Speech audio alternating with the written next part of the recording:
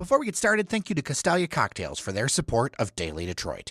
Don't just drink cocktails, experience them with matching scents and knowledgeable barkeeps to guide you. Castalia is a great experience. Try one of their pairings or feel free to go off the menu with an adventure for your senses. The menu both tells you how boozy a drink is, and there is a full non-alcoholic lineup taking care to give you a top sensory experience no matter how you'd like to drink.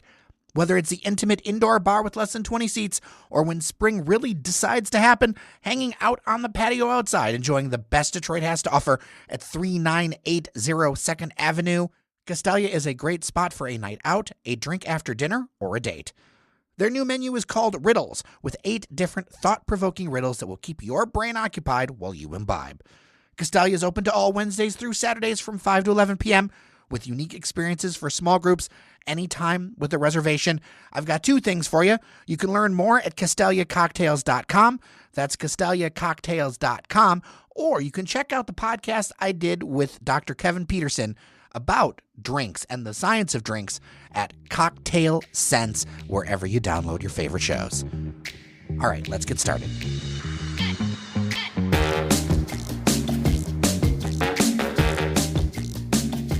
We are here with 275,000 of our best friends in downtown Detroit, recording this very, very early on a Friday, April 26th, 2024. I'm Jairus Days and Fletcher Sharpe, and what a day. A single-day attendance record for the NFL draft. It's downtown looking fuller than it's ever been. And, I mean, on this Daily Detroit, I think it's going to be all about the Lions, all about the draft, because it's been a very, very long day, Fletcher Sharpe. Yeah, I mean, 275,000 just to start. Like, just for one day, I don't think it's going to be the same number every single day, but I know people are talking about Nashville had 600,000. If it keeps up like this, Detroit's just going to run right past that. 100%. And, you and I have both lived downtown. What did it feel like for you? It was, to me, I feel like I have not seen downtown this full in a very long time, if ever. And it was actually kind of great to see so many people on the streets of the city, at least for me. It felt like the old downtown Detroit, where it was a bit more than what I was accustomed to, but it felt like the old where you walk around and there's people going and doing stuff. There's not just random pits of silence as you walk through certain areas. Like there was always something happening. Didn't necessarily like getting the people mover and it being, like Sardine City in there. But I mean, that's kind of comes with people coming around is people get on public transit and people get on places you typically are used to being ghost towns. And for the city, I'm glad. It's great. But maybe it didn't want someone standing on my feet. Well, let's talk about the news of the day, because the Detroit Lions have made their pick. Why don't we talk about this cornerback, which, a lot of people said, oh, maybe we'll get the first available or the best available, whatever. But I think all along you were telegraphing that they were going to get a cornerback because they have that need after Cam Sutton. Why don't we talk about him? I mean, I thought they would draft Kool-Aid McKinstry, cornerback from Alabama. Instead, they drafted his very talented teammate in college, Terrion Arnold, who was graded as one of the best corners in college football last year. Top 10 in almost every corner statistic. At 5'11" and 3/4, can play almost any position in the defensive backfield, which is what they need. The thing that really means something to me is through all of his highlights, you see him making plays on the ball. You see him doing whatever. They showed a few plays where he ran in there to go make tackles, and they weren't like him trying to lay someone out with big hits. He went against running backs to make tackles. He went to go wrap up at the hips, wrap up at the ankles, wrap up in the mids. Like, he wanted to bring the person down. And for a DB to make a tackle like that shows they want to be in there. They're not there to just lay someone out and stand there, which is what happens sometimes. I know last year Cam Sutton, CJ Gardner-Johnson's coming off an injury, but a few times they would go to make a hit and they'd go to knock someone out and they would whiff or they would hit him not all the way. And next thing you know, the guy's running another 40 yards down the field. So they brought in someone who, I don't know if he's going to start, but he could definitely play the nickel corner, the third corner, the dime, the fourth, and he wants to make the play. And it's the third time and for the Detroit Lions with Brad Holmes where they've picked an Alabama player in the first round, and it's the fourth consecutive first-round pick that from Alabama that the Lions have. They had JMO, they have Gibbs, they had Brian Branch, and now they have Terrion Arnold. So it's kind of looking like it's from Tuscaloosa to Detroit at this point. It does not surprise me that Dan Campbell, with that level of aggression that he has, traded up to get this pick. And I mean, when Dan Campbell sees who he wants and who fits into his scheme, he goes and gets them. I mean, yeah, Terrion definitely fits. He's a player who wants to win. He's shown that by just playing at Alabama, which is like a melting pot and a pressure point for players. Because if you don't play there, Nick Saban, before he left, you wouldn't play. And there are many talented five-star kids who go to that school who just didn't play and they had to leave. So to go there and to start for a majority of your career and play a lot of games means you are competitive, means you know exactly what it takes to do well. And typically people from Alabama seem to transfer into the NFL pretty well for the most part. So let's talk about the Lions in general. There have been a couple of signings. You know, Penei Sewell and Amon St. Brown both got large contracts. Some people weren't comfortable with them, but I personally think that's what you got to pay to be a winning team and stay a winning team. And then on top of that, there are reports that Jared Goff and the Lions are kind of far apart on a deal. So how does this pick and the signings, how does this all work together in your mind? I mean, Amon St. Brown's one of the top 3-4 receivers in the NFL today, so you're going to have to pay him a lot of money. He had the largest guaranteed amount for a receiver in the NFL until yesterday, when the Eagles signed A.J. Brown to a 3-year deal with, I think, $82 million guaranteed. So, like, yeah, he's no longer the top guy there, but he's still in the top 3-4 for money, and he deserves it. Same with Penei Sewell. Watching the video of him getting drafted a few years ago and seeing, like, the emotion that he had and the tears, he plays with that. And of course, Jared Goff's important. Of course, Amon St. Brown's important. But, like, the most, like, heartbeat important player, Penei Sewell. Without Penei Sewell, none of that offense moves. You know, if you don't have someone who, like, looks like they might actually eat the opposing team, like, you're not going to go very far. And Penei Sewell, when he's healthy and the motor's going, you can tell that they're playing. When he's a bit off, the team looks a bit sluggish. So to resign someone like him and make sure that he stays in Detroit for a bit longer is integral to what they're trying to do. And with Jared Goff, I mean, I get it. He had a great year last year. When he was able to stand up, he was one of the best quarterbacks in the league. When he had to move around a lot, he was statistically one of the worst in the league. And I think he might feel like he's valued more, and I'm always for the players. Get as much money as you can. You're the one putting your body out there, putting your life on the line. I understand it entirely. But I will say maybe it's a sign that he values himself a bit more than the team, and the team might think maybe we could get someone else to do your job at a cheaper rate. Who knows? We'll see what's going on. If you can repeat it, maybe we'll be thinking about, throwing a bit more money. We don't know, because obviously we only know the bits that are told to us. But I'm hopeful that they'll get something done soon, because it seems like Goff wants to be here. It's kind of crazy to me that, and I mean, but Goff kind of had an issue around this before, where the LA Rams, they jettisoned him for Matt Stafford. You see this issue where you get all the way this far, top 4 teams. To me, it's almost like mind-blowing that you wouldn't get this deal done. I mean, sure, but sometimes it's like, well, we could get this deal done with this player, and for sure, but like we also could bring in someone else who might not be as good, who's definitely cheaper, or we can get someone who's better for the same amount of money, and they just want to hedge their bets. And I understand it's a business at the end of the day, but like, I'm someone who's like, if the guy got us here and he has no obvious like killer flaws, then yes, we should try to stick by that person. So I mean, I think they'll figure out something. It might not be exactly what either side wants, but it'll be enough that they keep him here for a bit longer. What do you think in general that we're going to be talking about when we circle back on Monday? What are the Lions looking for? What should the Lions be looking for in the next couple of days? Probably another corner just to be safe. They have a need on the edge on the defense. They probably should get another guard or a tackle. Losing Jonah Jackson is not great. Probably want to shore up something there. A few more defensive players, and just a general Brad Holmes type type draft where they get players who could contribute immediately, maybe won't, but a lot of players who are hard-nosed and want to go in there and face mask first. Are you feeling good about this pick? I'm someone who's typically trusting of front offices when I can. And it's been 3 years in a row we've seen Brad Holmes on video, like, fired up. You've seen Dan Campbell slipping in some dip into his lip, fired up.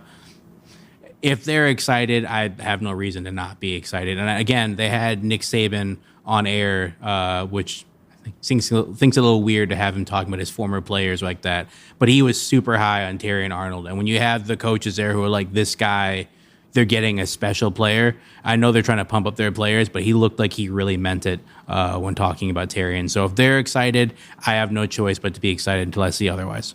Now, we have a couple more days of draft ahead of us, and there were so many people who came down here that they actually had to shut the gates kind of early when it comes to the crowd because of this 275,000 people. And I do want to take a chance and take a minute to talk about the fact that there are so many other things happening. So there's all these parties at different parks around downtown Detroit. And then you've got a lot of businesses that have geared up in Corktown, Midtown, all around nearby that, now that this first round is done, if you're coming, come see the draft experience, do different things. But I think there's a real opportunity to kind of like spread your wings a little bit. There is so much that Detroit really has to offer. It really should, because the first round typically of the NFL draft is like really focused directly on each and every pick. But as you get to the second day, which is second and third, and then the third day, which is fourth through seventh, picks just kind of start coming really quickly to the point to where, like, on the third day, like, it's almost like a running ticker tape where it's like the pick is in, they got these people or these people. And unless it's like some star who's fallen all the way from like a top 5 pick to the third day, they don't typically get their own like talking head moment. It's like, this guy happened. So I think while there will be some really big football fanatics who are here to like strictly focus on the draft and that's it, I think some people will start, matriculating to other parts of downtown to see what else is happening and other parts of the city to see what else is happening outside of the draft. So I think second and third day they'll be able to stretch their legs and move around a little bit more. For sure. You were talking about picks dropping, and there is a local story or a local tie I do want to mention. J.J. McCarthy, 10th, Minnesota Vikings. We're going to see a lot of him. He's going to be in our division. A lot of people seem to be surprised that Michael Penix went up so high. I personally was not. But to see JJ go at 10, to see him become somebody who is going to be, in the division and a division rival from being somebody who's beloved by a lot of local fans. What is your thoughts on JJ? Because I feel like there's only a couple of minds. You either really like JJ or you don't on the field. I was surprised by Michael Penix solely because he went to Atlanta, and Atlanta just paid a bunch of money to another former state of Michigan quarterback, Michigan State's Kirk Cousins, to come there and be their starter. And then they drafted a guy as a high pick to come be his replacement, which is strange. But to JJ, he had a tremendous year last year, and he had a tremendous few years as a starter for Michigan. He had a high completion rating, 72%, which I think was a school record. But also, he had a tremendous running core behind him with Blake Corum and everyone else there who was able to force the defense to stack the box to then give him a lot of one-on-one opportunities. And with Minnesota, he's going to have a great receiving core. Justin Jefferson, he's going to have I know they got a running back from Green Bay to come and help, who's more of a pass receiving threat. So he's going to have some weapons there, but he's had his moments where he's had won games himself, for sure. Don't get me wrong. He's proved me wrong there. But I don't know if he can get it done at an NFL level, and we're going to find out because they have Sam Darnold as the other quarterback who is the incumbent starter that they just brought in. So I'm pretty sure JJ could probably beat him out, but it's going to be a very rough learning curve. He could do well. Again, he has a really great receiving core. The offensive line is not terrible. It's not great, but not terrible. But yeah, I'm not sure. I know we had feature guest Adam Schefter come on and say that, the Lions are doing great, the Bears are doing great, the Packers are doing great, the Vikings are fading away. I wonder if he changed his opinion now that JJ's there. But if he's saying they're fading away before that, again, I tend to trust the experts unless I see something that's very starkly different from me. And I think they signed a guy who could be good but could struggle a bit. And I see them maybe taking a step back this year before they maybe step forward. Now, within the division, the Chicago Bears made a couple of big moves. And I got to say, I think they're going to be a stronger team next year. These are a couple of good picks that they made, honestly. And I do think that your prediction that you made on the show is that the division's going to be a lot more competitive next year. And I very much agree with you after tonight. Yeah, Terrion Arnold was a must because the Bears got Caleb Williams as the first overall pick, and they got Roma Dunze from Washington, who's a speedster who can just go and get it. They also have DJ Moore they got from Carolina last year, and they have another receiver as well. Like, they have a very stacked Keenan Allen from San Diego, very stacked receiving core. Their problem was getting a quarterback who could throw the ball down the field and then protecting said quarterback. Caleb Williams can throw on the run. He does everything well. I mean, I know he's a rookie, so adjusting to the NFL game is a bit different. Schemes are a bit faster. Players are a bit faster. But if he plays as well as he did it, even half as well as he did at USC that he will for the Bears, then the Lions are going to have some trouble defending. And of course, we saw with Green Bay, Jordan Love took a lot of steps forward. His first game against Detroit, he looked terrible. His second game against Detroit, he looked like young Montana. So it's good that they got Terrion Arnold. Probably need a few more CBs, maybe a few more DBs that they sign, because the division is going to be tough, and it's going to be tough through the air. If teams want to run against Detroit, that's their own problem. It's probably not going to work. But passing is something that Detroit needs to show that they actually have a good secondary, or else teams are going to pick them apart left and right. Now that I think about it, I got to ask about Green Bay. Let's finish out the division before we go. What do you think of their pick? Yeah, I mentioned Jordan Love because he's important for them as their quarterback, and they drafted someone, Jordan Morgan, offensive tackle out of Arizona, really to make sure they protect their quarterback. They're going all in and making sure that he's okay. And when you have someone who you think is your franchise quarterback, you get the pieces to protect him. Then you get the pieces to then enable him. And while Jordan Love had some great moments last year, he did take some shots he didn't need to take. So getting someone like Jordan Morgan, who's big, maybe a little bit too big, but big enough to keep people out, should help in terms of defending his backside. All right. Fletcher Sharpe, this has been a crazy day. We're going to have another couple of crazy days down here, checking things out and looking at all the stuff happening. And my mind's still blown, man. 275,000 people. The visuals were stunning. They were amazing. Detroit looked beautiful tonight. And I am so proud as a Detroiter, somebody who lives up the road from here, to see the city that I always believed that we could be, and the city to show off that, I want the world to see, For sure. We have these very big idyllic thoughts about this, every city that we love and everything we love. So to see them kind of play out to fruition and see Detroit just actually really show out for this event that people keep saying, Detroit wants this, Detroit wants this. They really showed their first day they really do want it by coming out with a record number. And things like this open it up to maybe saying, we can have an all-star game here. We can have this other event here because they had this one thing in 35, 40-degree weather, and they almost had 300,000 people show up for this event. We can do some more stuff here. And stuff like that is great to me because it gets to show this great city to many other people in the Midwest, if not the entire country. Well, that is it for today and the week on Your Daily Detroit. Thank you to everyone behind the scenes who makes the show happen. Cheyenne Nocerini, Randy Walker, Luciano Marcone. You didn't hear Devin this week. You'll hear plenty of Devin next week. Was not intentional, just how the cookie crumbled. Norris Howard, of course. Thank you to our members on Patreon, patreon.com/Daily Detroit. With that, I'm Jer Stays. And I'm Fletcher Sharpe. Remember that you are somebody. Take care of each other, and we'll see you around Detroit. Talk next week.